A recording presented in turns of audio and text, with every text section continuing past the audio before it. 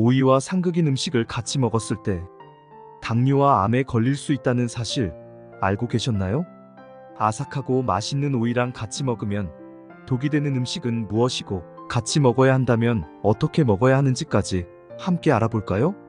맛있는 오이 고르는 팁과 건강하게 섭취하는 방법까지 영상 끝까지 시청하셔서 건강한 정보 챙겨가세요.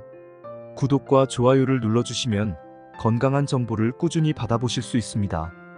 오이는 90% 이상이 수분으로 이루어져 있어 더운 여름철에 특히 인기가 많습니다. 수분 섭취가 중요한 이유는 체내 수분 밸런스를 유지하고 피부를 촉촉하게 하며 체내 노폐물 배출을 돕기 때문입니다. 또한 오이는 칼로리가 매우 낮아 다이어트 식품으로도 각광받고 있습니다. 오이 한 개의 칼로리는 약 16칼로리에 불과하답니다.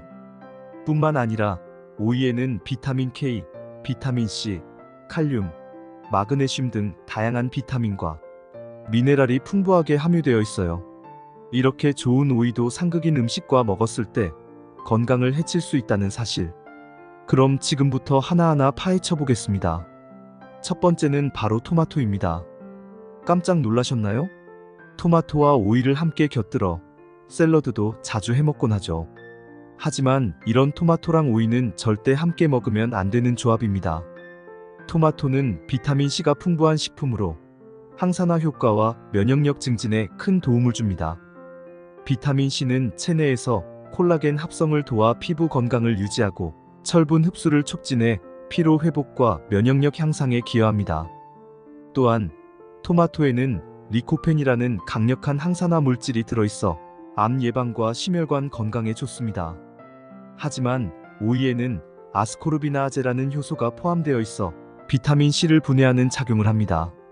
이로 인해 토마토와 함께 섭취할 경우 토마토에 함유된 비타민C의 흡수가 저해될 수 있습니다. 비타민C가 충분히 흡수되지 않으면 신경세포의 기능이 저하되어 피로감이 증가하고 면역력이 약화될 수 있습니다. 비타민C는 신경 전달 물질의 합성과 기능 유지에 중요한 역할을 하므로 이 영양소의 결핍은 신경계 건강에 부정적인 영향을 미칠 수 있습니다. 그럼 토마토와 오이는 절대 함께 먹을 수 없을까요? 아닙니다. 가능해요. 지금부터 알려드릴게요. 토마토와 오이를 함께 먹어야 한다면 비타민C 보충제를 함께 섭취하는 것이 좋습니다. 이는 비타민C의 부족을 보충해 줄 수 있습니다. 대체 음식으로는 비타민C가 풍부한 파프리카를 추천드립니다. 파프리카는 다양한 색상이 있으며 각 색상마다 다른 항산화 물질과 비타민을 포함하고 있어 영양가가 매우 높습니다. 특히 파프리카는 비타민C 함량이 높아 면역력 강화와 피부 건강에 큰 도움이 됩니다. 또한 오이와 토마토를 함께 먹고 싶다면 레몬즙을 곁들인 샐러드를 만들어 비타민C를 보충할 수 있습니다. 레몬즙은 비타민C가 풍부하여 오이와 토마토의 영양소를 보완해줍니다. 레몬즙을 샐러드 드레싱으로 사용하면 신선한 맛을 더해주면서 비타민C 섭취를 늘릴 수 있습니다. 이 외에도 비타민C가 많이 함유된 다른 과일이나 채소를 곁들이는 것도 좋은 방법입니다. 예를 들어 딸기, 키위, 브로콜리, 시금치 등을 추가하여 샐러드를 만들면 다양한 비타민과 미네랄을 섭취할 수 있습니다. 오이랑 상극인 음식 두 번째는 당근입니다. 흔히 오이와 당근은 식탁에서 자주 같이 올라오는 재료인데요. 이 둘을 같이 먹으면 안 된다니 많이 놀라셨나요? 이 두 채소의 영양분을 온전히 즐기려면 따로 먹는 게 좋습니다. 이 두 채소를 함께 섭취하면 각각의 장점을 최대한으로 누릴 수 없기 때문입니다. 특히 당근에는 아스코르비나아제라는 효소가 들어있어 이 성분은 오이의 풍부한 비타민C를 파괴합니다. 이는 비타민C의 산화를 촉진하여 오이가 제공하는 비타민C의 양을 현저히 줄이는 결과를 초래합니다. 따라서 영양소 파괴 없이 먹고 싶다면 같이 먹는 것을 최소화하는 게 좋습니다. 같은 이유로 당근은 비타민C가 풍부한 식품과 함께 먹지 않는 것이 좋습니다. 비타민C는 강력한 항산화제로서 면역력 강화와 피부 건강에 중요한 역할을 합니다. 그러나 당근에 포함된 아스코르비나아제가 이를 파괴하게 되면 기대했던 비타민C의 효과를 충분히 얻을 수 없게 됩니다. 이러한 점을 고려하면 당근은 오이나 다른 비타민C가 많은 채소와 함께 섭취하는 것을 피하는 것이 좋습니다.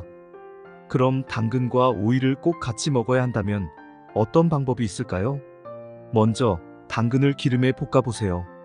아스코르비나아제는 열에 약해 가열하면 쉽게 무력화됩니다. 따라서 당근을 볶아서 사용하면 아스코르비나아제가 비활성화되어 오이의 비타민C를 파괴할 수도 없어지죠. 이 방법은 비타민C의 손실을 줄이는 동시에 당근의 지용성 영양소를 더 효과적으로 흡수할 수 있게 합니다. 지용성 비타민인 비타민 A, D, E, K는 기름과 함께 섭취할 때 흡수율이 높아지기 때문에 기름에 볶은 당근은 이러한 영양소를 풍부하게 제공할 수 있습니다. 호박, 가지 등에도 아스코르비나아제가 함유되어 있으므로 오이 같은 비타민C가 풍부한 식품과 함께 먹지 않는 것이 좋습니다.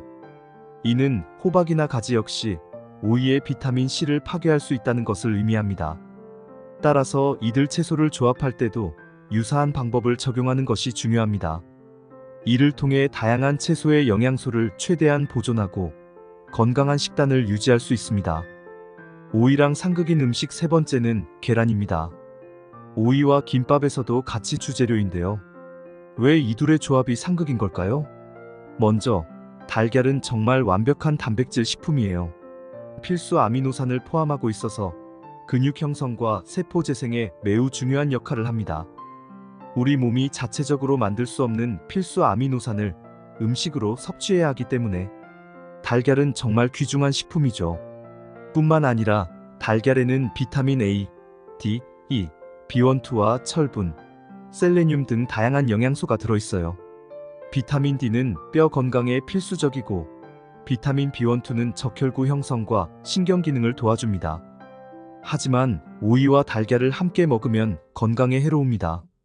오이는 수분 함량이 매우 높고 칼로리가 낮아서 다이어트 식품으로 인기가 많지만 단백질 흡수를 방해하는 물질을 포함하고 있어요.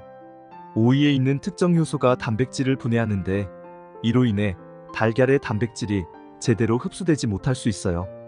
그래서 신경세포에 필요한 단백질과 아미노산의 공급이 원활하지 않을 수 있답니다.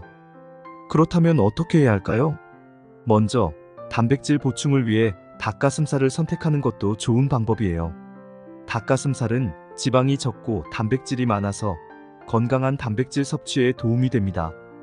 필수 아미노산도 풍부하게 들어있어서 근육 형성과 회복에도 좋아요. 하지만 꼭 오이와 달걀을 함께 먹고 싶다면 몇 가지 팁이 있어요. 오이 달걀말이나 오이와 달걀을 넣은 샌드위치를 만들 때 비타민C가 풍부한 채소를 추가해보세요. 예를 들어 샌드위치에 오이, 달걀, 그리고 파프리카나 양배추를 넣으면 균형 잡힌 영양을 유지할 수 있습니다. 파프리카와 양배추는 비타민C가 풍부해서 단백질 흡수를 도와주고 면역력을 강화하는 데 도움을 줘요. 파프리카는 달걀의 단백질과 오이의 신선한 맛을 잘 어우러지게 하고 양배추는 섬유질이 많아서 소화에 도움을 줍니다. 또한 샌드위치 외에도 오이와 달걀을 포함한 샐러드에 비타민C가 풍부한 드레싱을 추가하면 더 건강한 식단이 될 수 있어요. 예를 들어 레몬 드레싱이나 오렌지 드레싱을 사용하면 상큼한 맛과 함께 비타민C를 보충할 수 있어요. 이러한 드레싱은 샐러드의 맛을 더해주고 단백질 흡수를 돕는 역할을 한답니다. 오이와 조합이 안 좋은 음식들을 알아보았으니 이번에는 맛있는 오이 고르는 팁과 건강하게 섭취하는 방법까지 간략하게 챙겨보겠습니다. 끝까지 시청하셔서 소중한 정보 가져가세요. 오이를 고를 때는 몇 가지 중요한 기준을 염두에 두는 것이 좋습니다. 첫째, 오이의 색상을 주의 깊게 살펴보세요. 신선한 오이는 색이 진하고 선명한 초록색을 띱니다. 이는 오이가 충분히 숙성되어 영양가가 높다는 것을 의미합니다. 둘째, 오이의 껍질을 확인하세요. 매끈하고 광택이 나는 껍질은 오이의 신선도를 나타내는 중요한 지표입니다. 껍질이 거칠거나 주름진 오이는 수분이 빠져나가 오래된 것이니 피하는 것이 좋습니다. 셋째, 오이의 단단함을 체크하세요. 손으로 살짝 눌렀을 때 단단한 느낌이 드는 오이는 신선하고 아삭한 식감을 제공합니다. 마지막으로 오이의 꼭지를 살펴보세요. 꼭지가 싱싱한 오이는 갓 수확된 신선한 상태임을 나타내며 더 맛있고 건강한 오이를 선택할 수 있게 해줍니다. 이러한 기준들을 고려하면 항상 최상의 오이를 고를 수 있을 것입니다. 하지만 오이를 섭취할 때는 몇 가지 주의해야 할 사항들이 있습니다. 우선 오이는 차가운 성질이 강해 체질에 따라 소화기관에 부담을 줄 수 있습니다. 과도한 섭취는 배탈이나 복통을 유발할 수 있으므로 특히 소화력이 약한 사람들은 적당한 양을 섭취하는 것이 좋습니다. 둘째, 오이는 수분 함량이 매우 높아 신장 기능이 약한 사람들에게는 부종을 유발할 수 있습니다. 신장 질환이 있는 경우 오이 섭취를 조절하는 것이 중요합니다.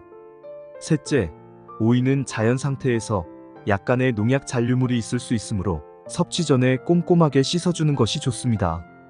마지막으로 오이는 생으로 먹는 경우가 많아 식중독 예방을 위해 신선도를 확인하고 올바르게 보관하는 것이 중요합니다. 이러한 주의 사항들을 염두에 두고 오이를 섭취하면 건강하고 안전하게 오이를 즐길 수 있습니다. 여러분, 오늘도 건강한 정보가 도움이 되셨다면 구독과 좋아요 꼭 부탁드립니다. 주변 지인들에게도 널리 공유해 주시고요.